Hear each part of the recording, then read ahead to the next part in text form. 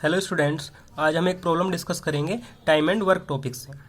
Question है, P के साथ काम शुरू करके एक दिन छोड़कर काम करते हुए पी और क्यू किसी काम को 17 दिन में पूरा कर सकते हैं।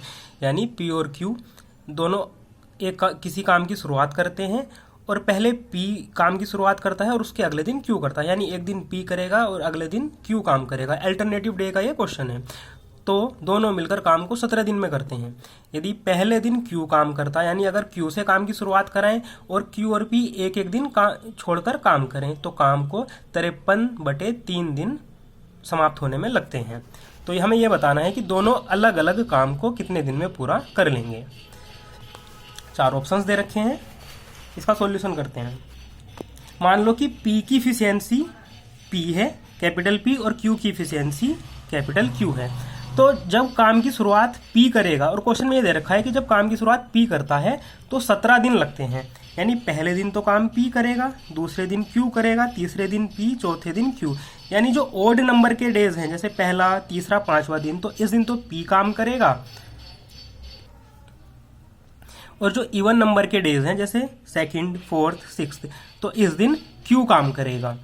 तो इस हिसाब से 16वें दिन क्यू काम करेगा, 15वें दिन और 17वें दिन पी काम करेगा, क्योंकि ये कहा था कि कुल 17 दिन तक काम चला। तो 17वां दिन जो होगा उस दिन काम पी करेगा। तो इस हिसाब से जो हम काउंट करेंगे तो पी ने 9 दिन तक काम करा, पहला दिन, तीसरा दिन, पांचवा दिन, 15वां दिन, 17वां दिन, यानी 9 दिन तो पी काम करेगा और 8 दिन क्यू काम करेगा। अगर 18 दिन होते तो उस दिन क्यू को काम करना पड़ता। तो इस हिसाब से 9 दिन पी के हो जाते और 9 दिन क्यू के। लेकिन यहाँ पर सिर्फ 17 दिन है, तो 9 दिन पी के होंगे और क्यू के होंगे 8 दिन। तो कुल मिलाकर पी ने 9 दिन काम करा और क्यू ने 8 दिन। तो टोटल वर्क हो जाएगा 9p + 8q। अब आगे ये दे रखा है कि अगर क्यू काम की शुरुआत करे तो काम चला था 53/3 दिन। 53/3 को अगर हम मिक्स्ड फ्रैक्शन में करेंगे तो ये वैल्यू आ जाएगी 17 सही 2/3 दिन। 17 सही 2/3। तो इस हिसाब से पहले दिन तो क्यू काम करेगा, दूसरे दिन पी। यानी ओड डेज में तो क्यू काम करेगा, पहले दिन, तीसरे दिन, पांचवें दिन, 7वें दिन क्यू काम करेगा, और इस हिसाब से 15वें दिन भी क्यू काम करेगा और 17वें दिन। लेकिन इवन डेज पर, यानी जो दूसरा दिन, चौथा दिन, छठा दिन, 8वां दिन होगा तो उस दिन पी काम करेगा। अब ये दे रखा है कि जो काम है वो 53/3 दिन तक चला, यानी 17 सही 2/3 दिन। तो इस हिसाब से 17 सही 2/3 का मतलब है कि 17 दिन तो पूरे हो गए थे। उसके बाद जो 18वां दिन आया उस दिन 2/3 दिन काम करना पड़ा। मान लो दिन में 12 घंटे होते हैं तो 2/3 का मतलब है कि 8 घंटे काम करा। यानी 17 दिन तो पूरे काम करा और उसके बाद जो अगला दिन आया उसमें 2/3 समय में हमें काम करना पड़ा।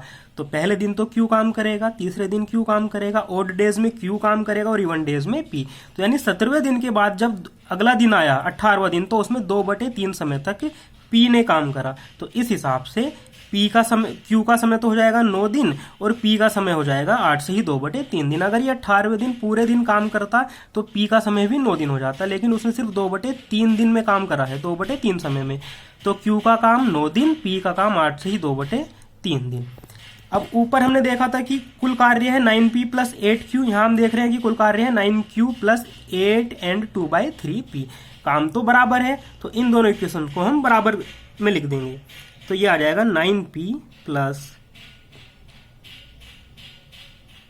8q = 9q + 8 and 2/3p।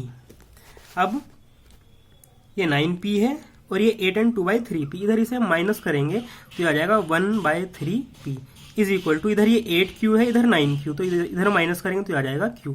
तो यहां से हमें मिला है कि p/q, q इसके अपोन में आ जाएगा तो 3 जाएगा ऊपर, मल्टीप्लाई में आ जाएगा 3/1।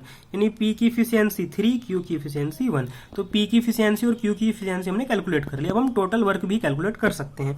तो p की जो वैल्यू 3 आई है और q की वैल्यू 1, इसे चाहे तो इस इक्वेशन में रख दो, चाहे इस इक्वेशन में। ये इक्वेशन सिंपल है तो हम इसी में रखेंगे। p की वैल्यू है 3 की 9 से मल्टीप्लाई करेंगे आ जाएगा 27। q की जगह हम 1 रखेंगे तो आ जाएगा 27 + 8 यानी 35। तो टोटल वर्क आया है 35 यूनिट्स। अब क्वेश्चन में हमसे ये पूछा था, यह है टोटल वर्क। अब इस टोटल वर्क को P और Q दोनों अलग अलग कितने समय में करेंगे। तो हमें पता है जब भी टाइम निकालना होगा तो टाइम इज इक्वल टू होता है वर्क अपॉन इफिशियंसी। पी से अगर हमें ये काम करवाना है तो जो काम करवाना है उस काम को पी की इफिशियंसी से डिवाइड कर देंगे तो पी का समय आ जाएगा। और क्यू से अगर ये काम करवाना है तो टोटल वर्क को क्यू की इफिशियंसी से डिवाइड कर देंगे। तो पी को लगेंगे 35/3 दिन और क्यू को लगेंगे 35 दिन। तो इस हिसाब से हमारा आंसर हो जाएगा option A. Thank you so much for watching.